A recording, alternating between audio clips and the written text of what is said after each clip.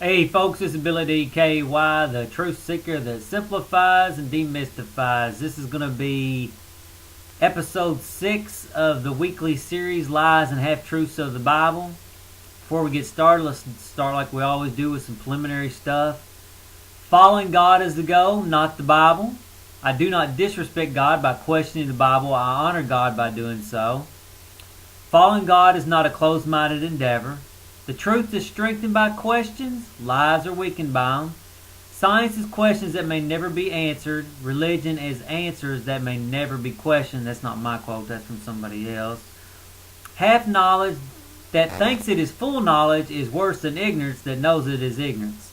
So, and that's why I have a lot of problem with the Bible, because it's projected as full truth when it's half truth, and people believe it is a full truth, and then as a result they hurt people by it, which that's unacceptable to me. So, next, I have a sprinkle of Jew in me, so this isn't anti-Semitism. This is just about truth-seeking. That's all it's about.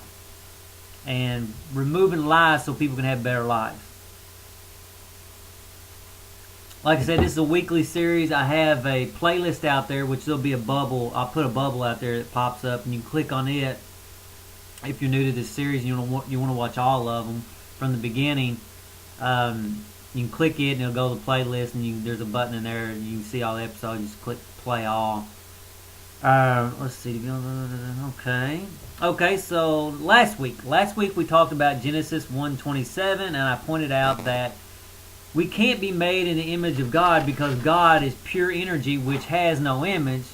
Again, it's just ego coddling, and you're going to find a lot of that in the Bible. There's a lot of ego coddling. And as promised, this week we're going to talk about Matthew 15:11, which said, and like I said, I told you I was going to point out the things that Jesus said that really weren't full truths, and that's what we're going to talk about this week. Again, I personally don't have nothing against Jesus. I don't think the Bible adequately describes who Jesus really was. They try to make him something that he wasn't, and I think the message that Jesus gave out has been skewed by people throughout time and for agendas and this and that. So anyway, with that said, let's get on with Matthew 15:11.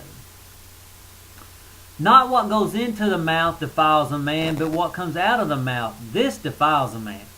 Well, obviously I'm going to have problems with that, because it says, not what goes into the mouth defiles a man, which I clearly know that is not a truthful statement.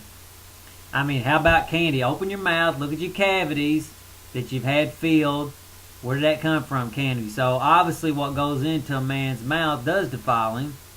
And I can tell you from personal experience, for eating pleasurable foods, it does dull your mind, and it does distance your connection with God. There's basically only two problems, ego and pleasure.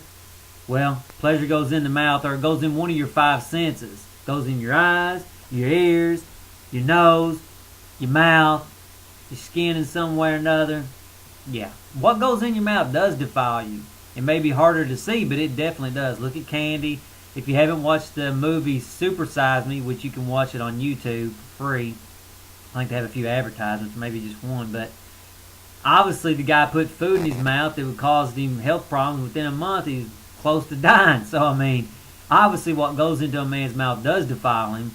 And not to even mention poison. Well, Jesus said what goes in the mouth doesn't defile you.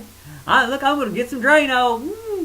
It won't hurt me, because it's what goes in my mouth, it's what's coming out. I'm going to preach love and peace, but I'm going to drink Drano. It's BS. So what's really going on in that verse? I don't really know.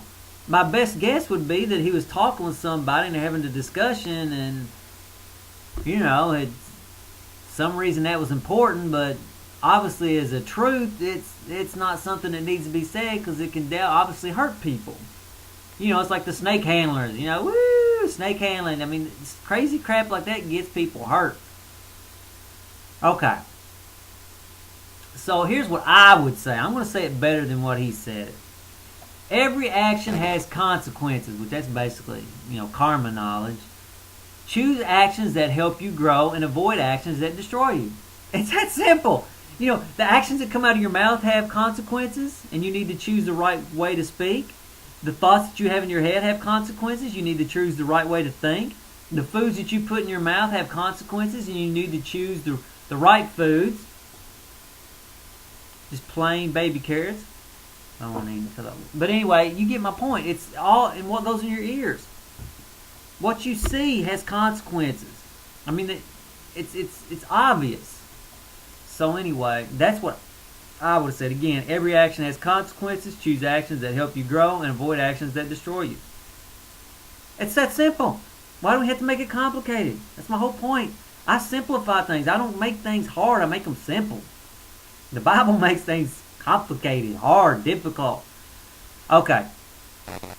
Next week we will be discussing John 3:16, which is, "For God so loved the world that he gave his only Son, that whoever believes in him shall not perish but have eternal life."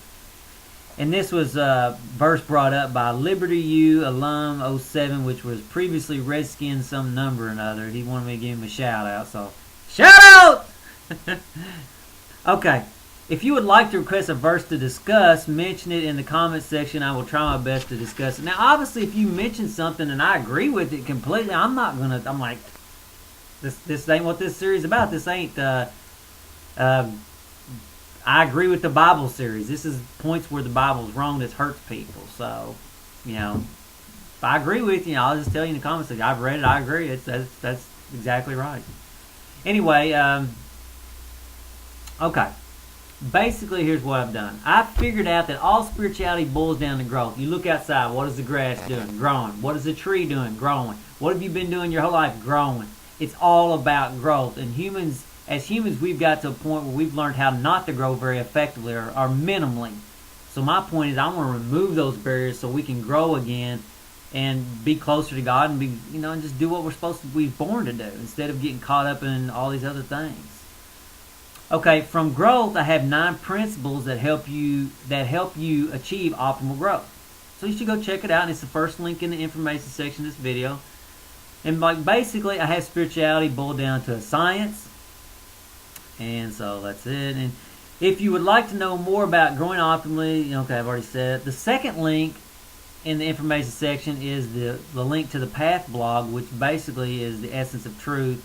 The truths I've discovered. It's a repository of all the truths that I put in there. And then basically I brought it all together in the Falling Away Growth blog, which is not complete, but it's pretty good to give you an idea what's going on now.